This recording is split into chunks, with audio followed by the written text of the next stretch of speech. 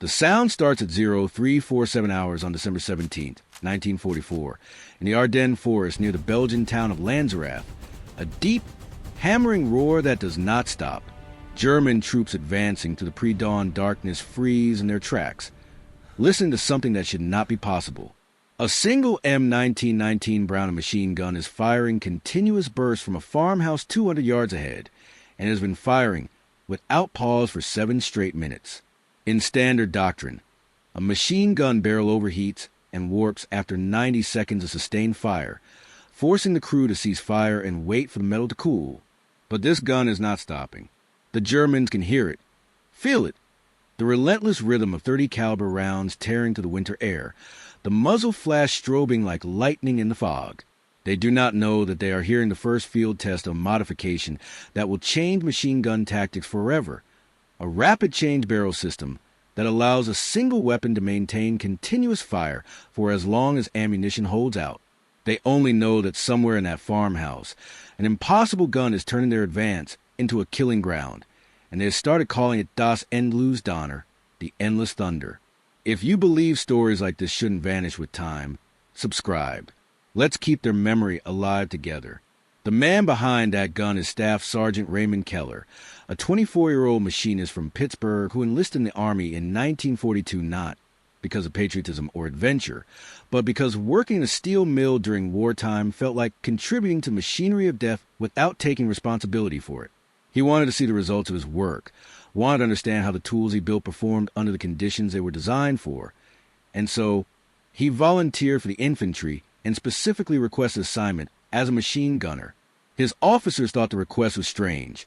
Most men avoided crew-served weapons because of the weight and the danger, but Keller's mechanical aptitude and his obsessive attention to detail made him an exceptional gunner.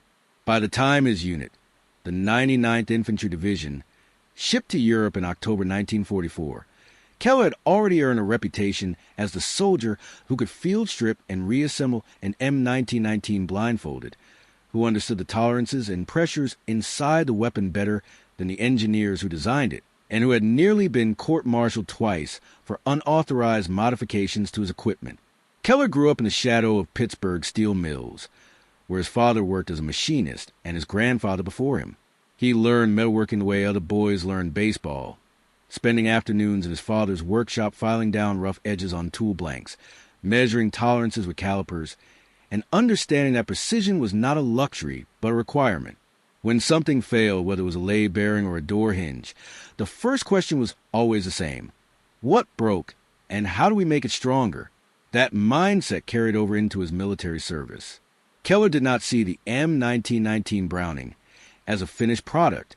He saw it as a design with flaws that could be corrected, inefficiencies that could be eliminated, and potential that had not been fully realized. The M1919 was a legendary weapon, reliable, powerful, and accurate, but it had one critical limitation that every machine gunner understood and feared. The barrel overheated. Sustained fire caused the steel to expand, the rifling to degrade, and eventually the barrel to warp or even melt if pushed too far. Doctrine dictated short, controlled bursts, 6 to 9 round per trigger pull, with pauses between bursts to allow cooling. During defensive engagements, gunners were trained to fire in timed intervals, rotating between multiple guns to keep at least one weapon active while others cooled. But this system had a fatal weakness. In situations where overwhelming fire was needed immediately, where the enemy was closing fast and there was no time for rotation, the gun would overheat and fail at the exact moment it was needed most. Keller had watched it happen during training exercises, had seen gunners forced to stop firing while their positions were being overrun, and he believed there had to be a better solution. The Germans had already solved this problem with the MG-42, their general-purpose machine gun, that featured a quick-change barrel system, allowing the crew to swap out a hot barrel for a cool one in seconds without tools.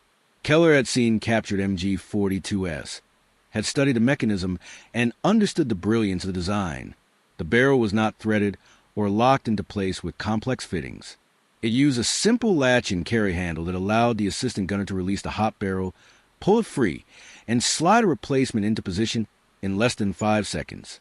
The result was a weapon that could sustain fire rates of 1,200 rounds per minute, more than double the M1919's effective rate, and maintained that pace indefinitely as long as ammunition and spare barrels were available.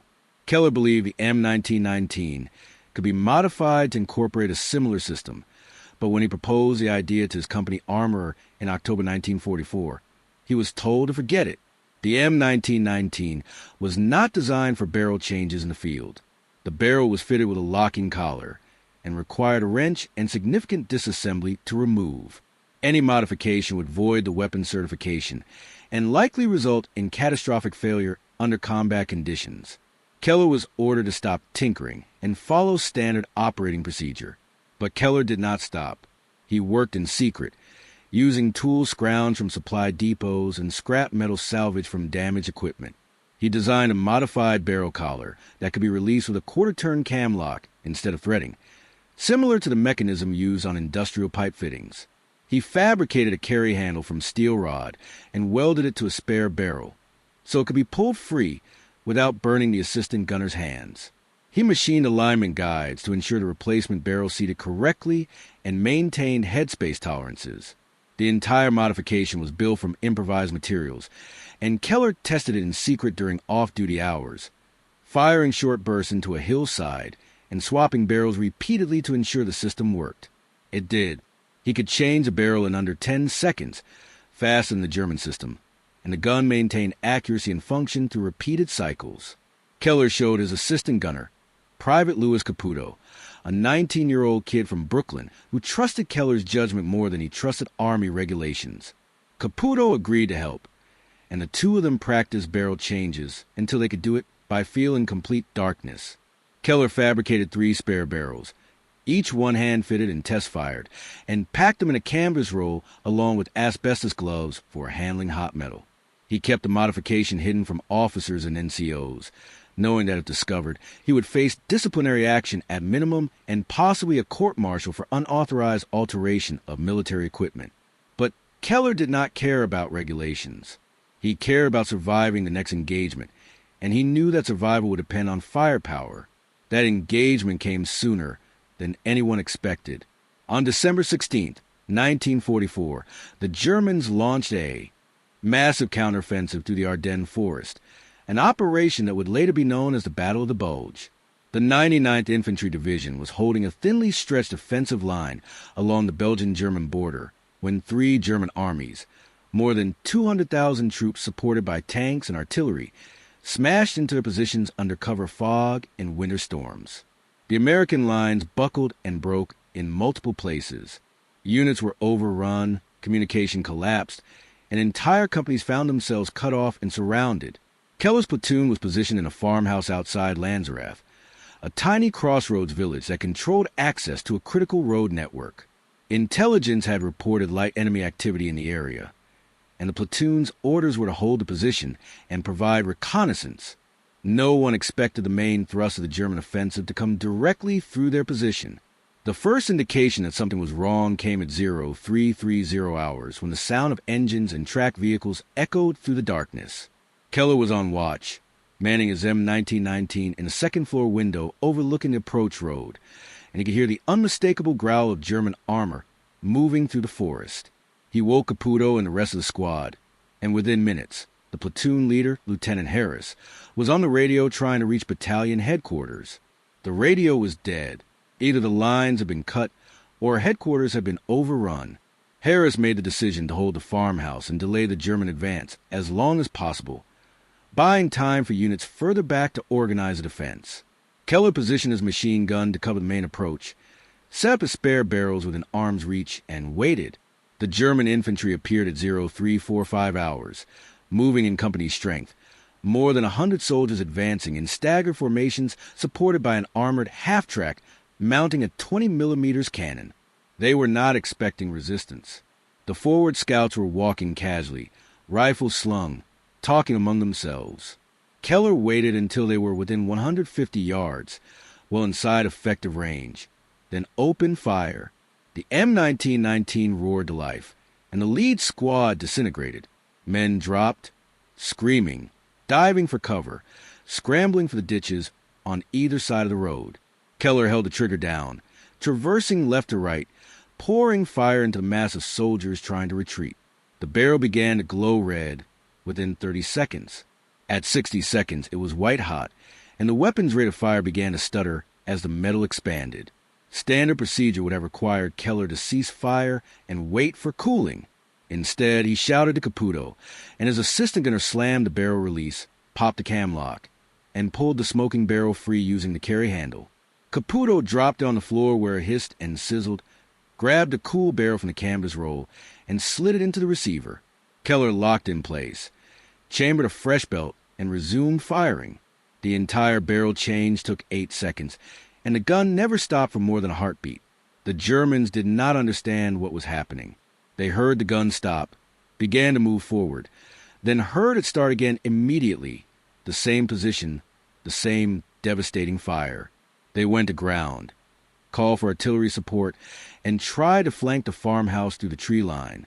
Keller rotated his fire, suppressing each attempted advance, and every time the barrel overheated, Caputo swapped it out with mechanical efficiency. By 400 hours, Keller had fired more than 1,500 rounds and cycled through all 3 spare barrels twice. The floor around his position was littered with smoking metal, spent casings, and empty ammunition cans. His hands were blistered from handling the gun's receiver. His ears were ringing from continuous noise, and his shoulder ached from bracing the weapon during long bursts. But the gun was still firing, and the German advance had stalled. The German company commander, observing from position further back, could not believe what he was seeing. A single machine gun was holding up an entire company, and it showed no sign of slowing down. He ordered the half-track forward, intending to use its 20mm cannon to suppress the farmhouse and allow infantry to close under covering fire. The half-track rumbled onto the road, its cannon swiveling toward Keller's window. Keller saw it coming, shifted his aim, and opened fire on the vehicle's vision slits and exposed crew compartment. 30 caliber rounds sparked off the armor but could not penetrate.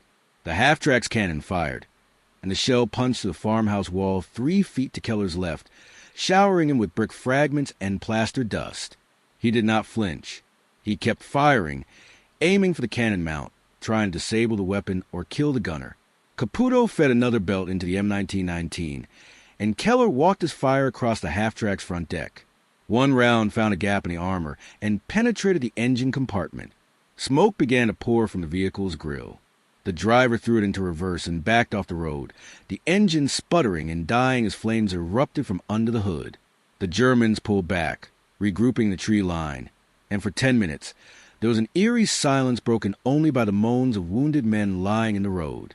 Lieutenant Harris appeared at Keller's position, his face pale and streaked with sweat. "How much ammunition do you have left?" Keller glanced at the stack of ammo cans. "Maybe 800 rounds, sir." "Not enough." Harris nodded grimly.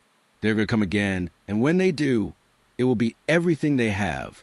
Hold as long as you can, then fall back to the cellar. We will try to break out after dark." Keller did not respond. He was already loading a fresh belt, checking the barrel, preparing for the next wave.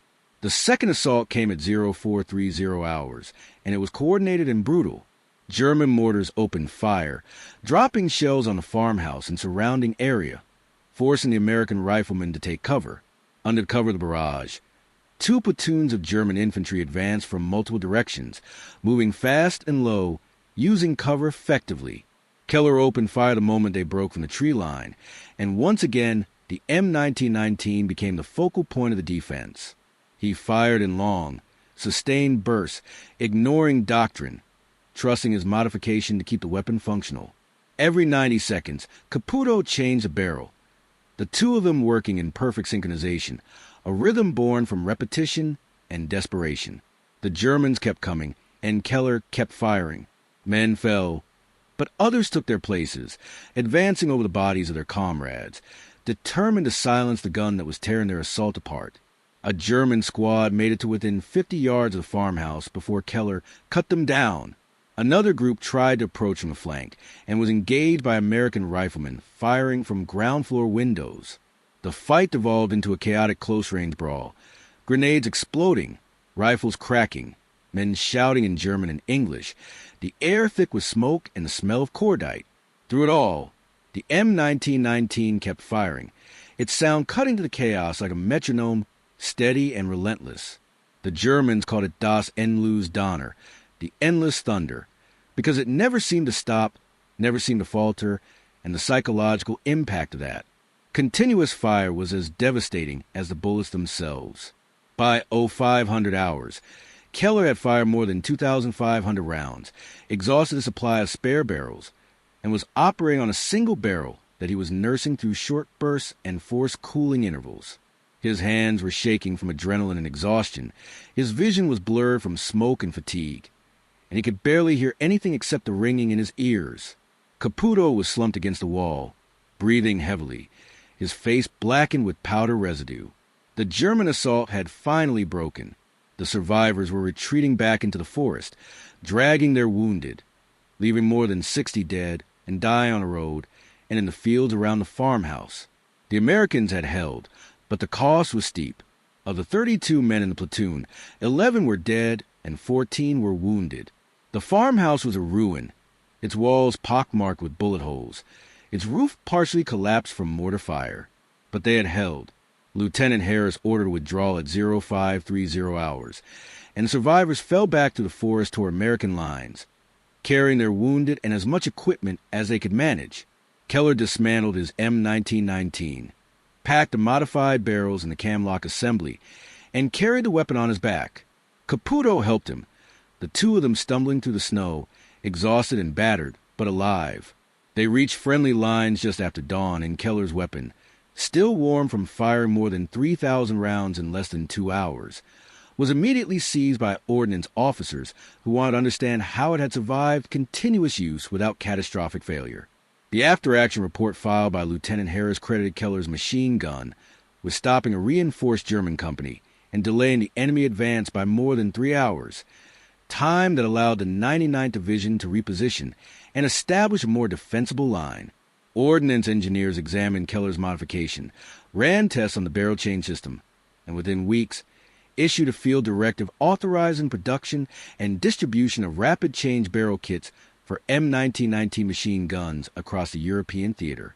The modification was refined, standardized, and incorporated into training doctrine. By February 1945, thousands of M1919s had been retrofitted with the system, and the impact on defensive operations was immediate and measurable. Machine gun crews could now sustain fire rates previously thought impossible. German infantry assaults faced unprecedented levels of suppressive fire, and the psychological effect of continuous machine gun fire, the endless thunder that Keller had unleashed, became a tactical advantage that shaped engagements from the Ardennes to the Rhine. But the story behind the modification was more complicated than a simple field innovation embraced by the Army. Keller's success triggered a bureaucratic investigation that revealed uncomfortable truths about equipment development and the gap between what soldiers needed and what procurement systems delivered. The M1919 had been in service since 1919, hence the designation, and its design had remained fundamentally unchanged for 25 years. Engineers at Springfield Armory and private contractors had studied German machine gun developments throughout the 1930s and were well aware of the advantages offered by quick-change barrel systems. Multiple proposals had been submitted recommending similar modifications to American weapons, but each had been rejected on grounds of cost, manufacturing complexity, or disruption to existing supply chains. The irony was not lost on frontline soldiers. A 24-year-old machinist working in secret with salvage materials had accomplished in a few weeks what trained engineers had failed to deliver in years of peacetime development. The military establishment faced a choice. They could acknowledge that Keller's unauthorized modification represented a failure of institutional innovation and adopt his design as evidence that practical field experience should carry more weight in equipment development. Or they could frame the incident as a dangerous precedent of soldiers taking matters into their own hands, potentially compromising safety and uniformity of equipment. The decision, predictably, was a compromise.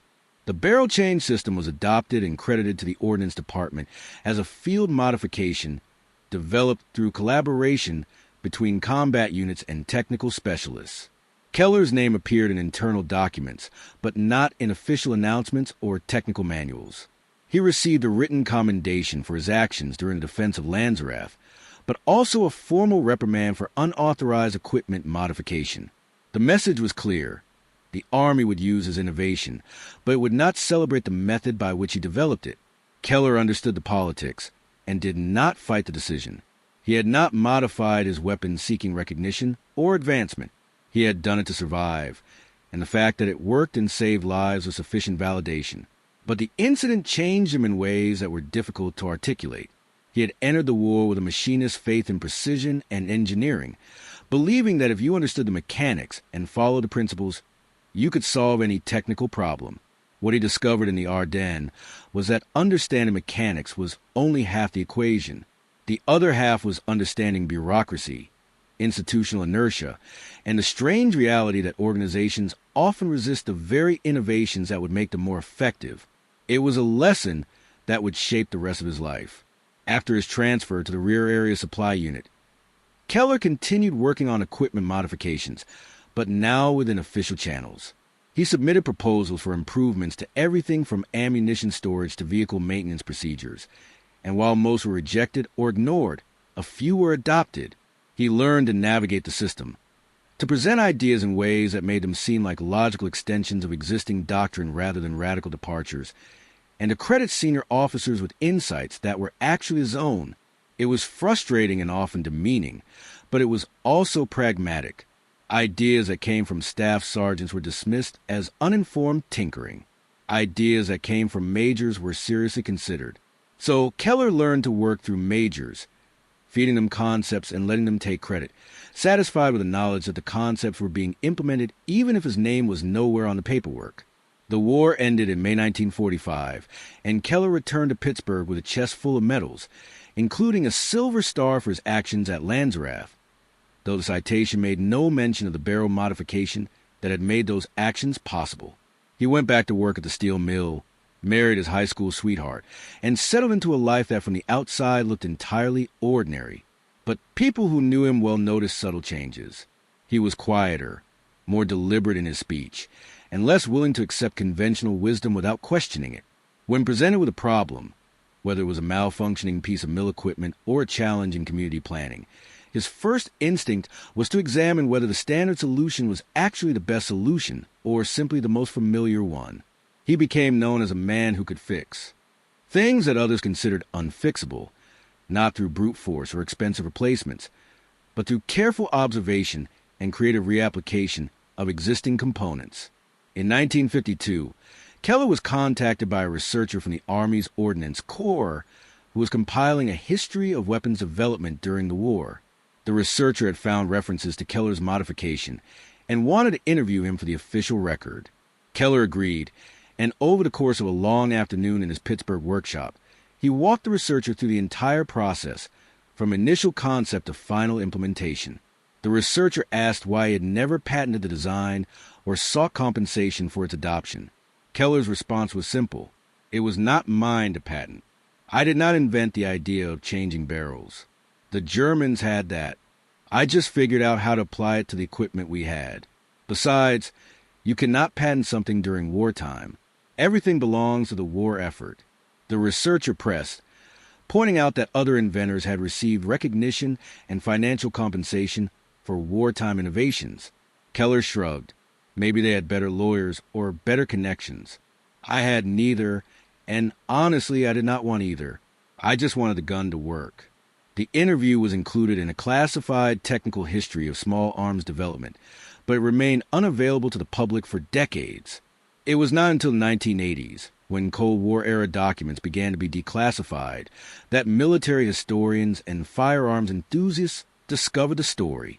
By then, Keller was in his 60s, retired from the mill, and living quietly in the same Pittsburgh neighborhood where he had grown up. A few journalists tracked him down and requested interviews, but he declined most of them. He gave one interview to a local newspaper in 1985, mostly to correct inaccuracies that had appeared in earlier accounts, and even then he spent more time talking about the other men in his platoon, the ones who had not made a home, than about his own contributions. Keller did reveal one detail in that interview that had never been documented before. He explained that the inspiration for his barrel modification had not come from studying the MG42, though that had certainly informed his understanding of what was possible. The real inspiration came from watching his father work on industrial lathes in the 1920s. Lathes required frequent tool changes, and machinists had developed quick-release tool holders that allowed them to swap cutting bits in seconds without stopping the machine. Keller realized that a machine gun barrel was essentially a cutting tool, shaped by thermal and mechanical stress, and that the same principles that allowed rapid tool changes in a machine shop could be applied to weapon systems. It was an insight that came from practical experience rather than academic training, and it illustrated a point that Keller believed deeply, that the best innovations often come from people who understand tools through use rather than theory. The rapid change barrel system that Keller developed in secret in 1944 became a standard feature on American machine guns for the next half-century. The M60 general-purpose machine gun adopted in the 1950s incorporated a barrel change mechanism that was a direct descendant of Keller's design. The M240, which replaced the M60 in the 1980s, refined the system further but retained the same basic principle, a cam lock and carry handle that allowed the gunner or assistant gunner to swap barrels in under 10 seconds without tools.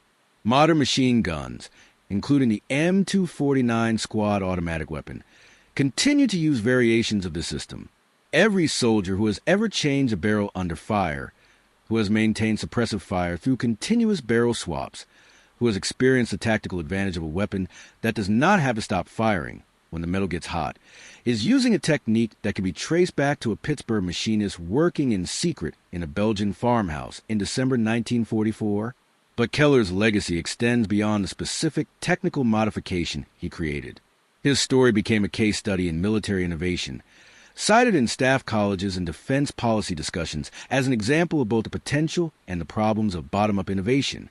On one hand, Keller's modification demonstrated that soldiers in the field, who understand the practical limitations of their equipment and face the consequences of those limitations directly, are often the best sources of innovative solutions.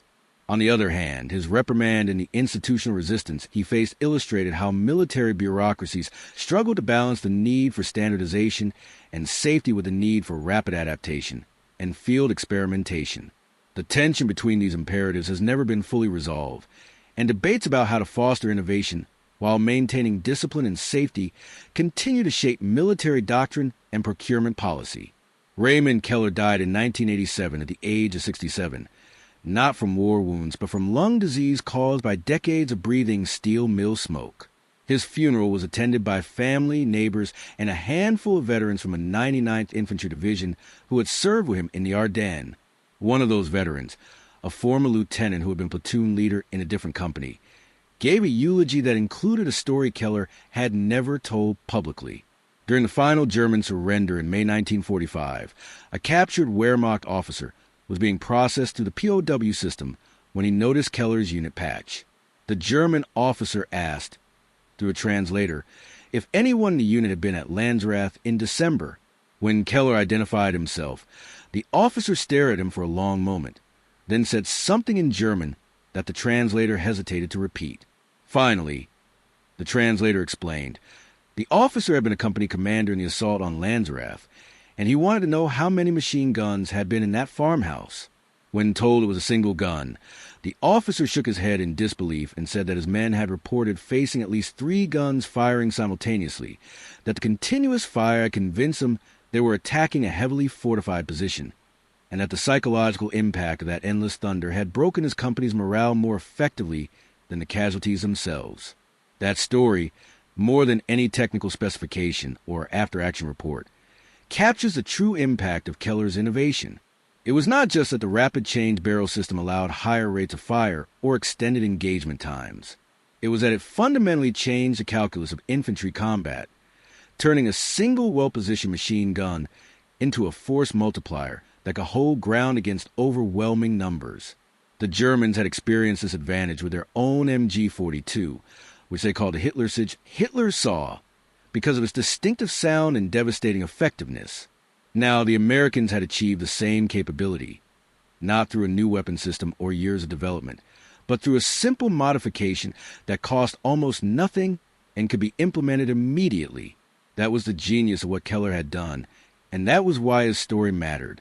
In the decades since the war, military historians and veterans have debated whether the rapid change barrel modification should be considered one of the decisive tactical innovations of a European campaign.